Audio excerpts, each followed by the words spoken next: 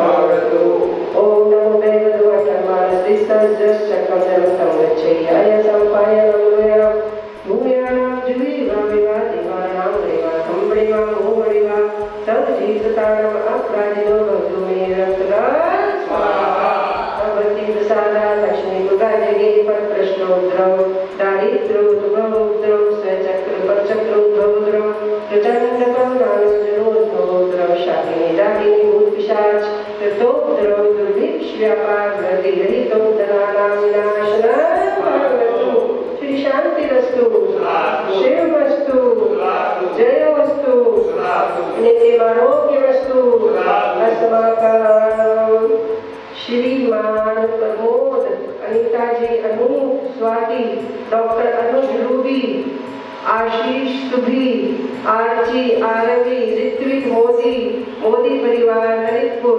श्री अनुज Ruby की विवाह की वर्षगांठ पर श्री अशोक पांड्या सुषमा पांड्या अंकित पांड्या श्रेया पांड्या एवं पांड्या परिवार गिरिडीह तुष्टिरस्तु पुष्टिरस्तु समृद्धिरस्तु कल्याणमस्तु सुखमस्तु अभिवृद्धिरस्तु दीर्घायुरस्तु कुल गोत्रधनानि सदा सन्तु ओम नमो संपूर्ण कल्याण मंगल रूप मोक्ष पुरुषार्थ भगवतु संपूजिताना प्रतिकारकाना यति प्रसामान्य तपो नराना देशास्य वाशास्य पुरास्य राजा करोतु शान्ति भगवान् जिनेन्द्र करोतु शान्ति